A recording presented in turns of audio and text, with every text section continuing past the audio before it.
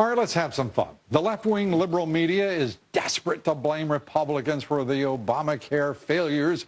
Oh, it's horrifying. A New York Times article out today is entitled, "Millions of Poor Are Left Uncovered by Health Law." Now, I've been reporting exactly that right here for months. It shouldn't be breaking news, not even for the New York Times. So why does Obamacare only cover 40% of the 50 million folks the president said that we were passing Obamacare to cover?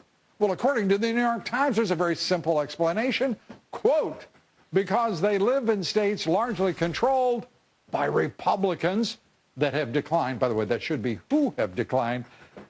I'm just correcting the Times as best I can. Who participate in a vast expansion of Medicaid, the medical insurance program for the poor. You're kidding, right, New York Times? Who knew the Times had a sense of humor like that? So let's see if that's really right.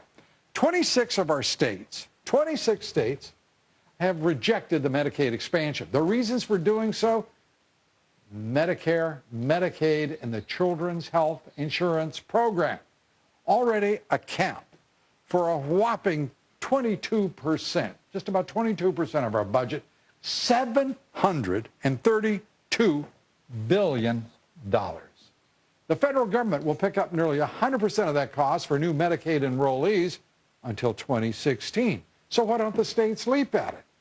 Because after 2016, state taxpayers will be on the hook for almost 100% of the cost. Now, 10% of the cost, I should say. 10% may sound like a small amount, but it's big money, and they don't have control over it. In states like New York, that 10% would amount to $52 billion over a period of 10 years.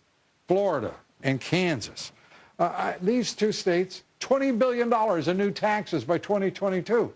But don't tell that to the left or the New York Times. Their goal is to transform our healthcare system into government-run healthcare, so let's not get weighed down by the facts. Unfortunately for the Obama administration, the American people aren't buying it. The Obama administration says that on Obamacare's first day, 4.7 million people visited healthcare.com, the federally run exchange that serves residents of more than 30 states. But according to the London's Daily Mail, fewer than 1% of visitors actually signed up. The figure may even be a little high there. 7 million people uninsured. Let's take a look at some of these dismal statistics. 7 million uninsured in California. California first reported an impressive 5 million people visited its healthcare website on the first day of enrollment. Oh, but that was a little optimistic. Turns out the real number is their counter didn't even work. 645,000 people. Let me rephrase that. Those are hits. We don't know what they really amount to. How many people actually applied online? Well, there we go. This is how popular Obamacare is.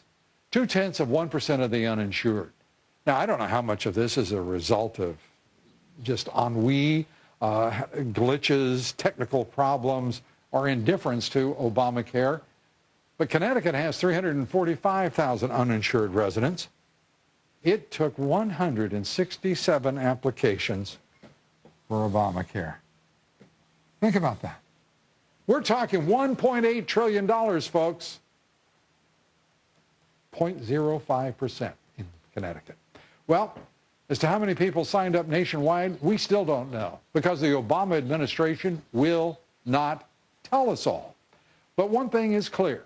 Obamacare at this point is failing, and it has not a thing to do with Republicans.